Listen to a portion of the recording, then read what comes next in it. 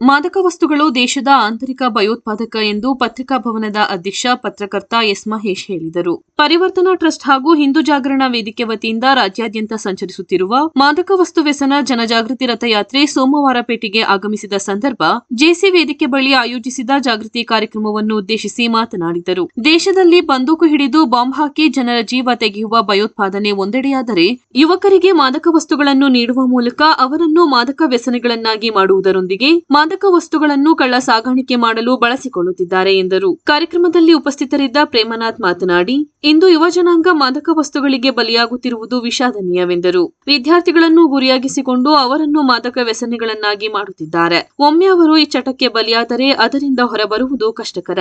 ಇಂತಹ ವ್ಯಕ್ತಿಗಳು ಕೊಲೆ ಮಾಡಿರುವ ಉದಾಹರಣೆಯೂ ಇದೆ ಎಂದು ತಿಳಿಸಿದರು. ಈ ಸಂದರ್ಭದಲ್ಲಿ ಶಿಕ್ಷಕ ಸಂತೋಷ್ ಹಿರೇಮಠ ಮಾದಕ ವಸ್ತುಗಳ ವಿರುದ್ಧ ಪ್ರತಿಜ್ಞಾವಿಧಿ ಬೋಧಿಸಿದರು. ಕಾರ್ಯಕ್ರಮದಲ್ಲಿ ಪರಿವರ್ತನಾ ಟ್ರಸ್ಟ್ನ ಸಂದೇಶ್, ಹಿಂದೂ ಜಾಗರಣ ವೇದಿಕೆಯ ಪ್ರಮುಖರಾದ ಸುಭಾಷ್ ತಿಮ್ಮಯ್ಯ, ಭೋಜೇಗೌಡ, ಉಮೇಶ್, ದೀಪಕ್ ಕಾಗಡಿಕಟ್ಟೆ ಹಾಗೂ ಮುಂತಾದವರು ಉಪಸ್ಥಿತರಿದ್ದರು. ವಿವಿಧ ಶಾಲಾ ವಿದ್ಯಾರ್ಥಿಗಳು, ಸಾರ್ವಜನಿಕರು ಕಾರ್ಯಕ್ರಮದಲ್ಲಿ ಪಾಲ್ಗೊಂಡಿದ್ದರು. ಈಗಿನ ಯುವ ಸಮುದಾಯಕ್ಕೆ ಡ್ರಗ್ಸ್ ಮುಕ್ತ ಭಾರತ ಆಗಬೇಕು, ಡ್ರಗ್ಸ್ ಮುಕ್ತ ಕರ್ನಾಟಕ ಆಗಬೇಕು, ಡ್ರಗ್ಸ್ ಮುಕ್ತ ನಮ್ಮ ಜಿಲ್ಲೆ ಆಗಬೇಕು, ನಾಳೆ ನಾಡಿದ್ರಲ್ಲಿ ಡ್ರಗ್ಸ್ ಮುಕ್ತ ನಮ್ಮ ಊರುಗಳು ಕೂಡ ಆಗಬೇಕು. ಹಾಗಾಗಿ ಈ ಒಂದು ರಥಯಾತ್ರೆ 9ನೇ ತಾರೀಕು, ಕಳೆದ ವಾರ 9ನೇ ತಾರೀಕರಂದು ಮೈಸೂರಿನ JK ಮೈದಾನದಲ್ಲಿ ಪ್ರಾರಂಭವಾದಂಥ ಈ ಒಂದು ರಥಯಾತ್ರೆ ಚಾಮರಾಜನಗರ, ಟಿ ನರಸೀಪುರ ಹಾಗೂ ಮೈಸೂರು ಗ್ರಾಮಾಂತರ ಎಲ್ಲ ಮುಗಿಸಿ ನಿನ್ನೆ ಅಷ್ಟೇ ಕೊಡಗಿಗೆ ಬಂದು ಇವತ್ತು ಸೋಮವಾರಪೇಟೆ ತಾಲೂಕಿಗೆ ತಲುಪಿದೆ. ಈ ಒಂದು ರಥಯಾತ್ರೆ ಪೂರ್ಣ ಬೇರೆ ಬೇರೆ ಜಿಲ್ಲೆಗಳಿಗೆ ಹೋಗಿ ಅಲ್ಲಿ ಯುವಕರನ್ನ ಹಾಗೂ ಯುವತಿಯರನ್ನ, ಹೆಚ್ಚಾಗಿ ಯುವ ಸಮುದಾಯವನ್ನ, ಯಾರು ಈ ಸರಿ ಅಥವಾ ಈ ಭಾಗದಲ್ಲಿ ಒಂದು ಈ ಡ್ರಗ್ಸ್ ಅನ್ನು ಅಂತ ಹೇಳೋದು ಹೆಚ್ಚಿದೆ, ಅಲ್ಲಿ ಈ ರೀತಿಯ ಜಲಾಂದೋಲನ ಸಭೆಗಳನ್ನು ಮಾಡಿ ಯುವಕರಲ್ಲಿ, ಯುವತಿಯರಲ್ಲಿ, ಯುವ ಸಮುದಾಯದಲ್ಲಿ ಜಾಗೃತಿಯ ಆಂದೋಲನ ಕಾರ್ಯಕ್ರಮವನ್ನು ನಾವು ಮಾಡ್ಕೊಂಡು ಬರ್ತಾ ಇದ್ದೀವಿ. ಹಾಗೆ ಈ ಒಂದು ರಥಯಾತ್ರೆ ಮುಂದಿನ ವರ್ಷ ಅಂದರೆ ಜನವರಿ, ಮುಂದಿನ ತಿಂಗಳು 2026ರಂದು ತಾರೀಕು 19ರಂದು ಬೆಂಗಳೂರಿನಲ್ಲಿ ಸಮಾರೋಪಗೊಳ್ಳಲಿದೆ.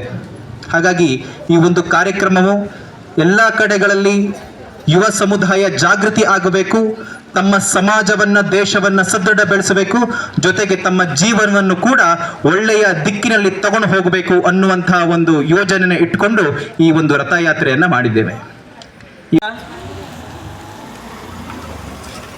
ಊಟ ಆಗಿದ್ದವರೆಲ್ಲ ಜೋರಾಗಿ ಹೋಗ್ಬೇಕು.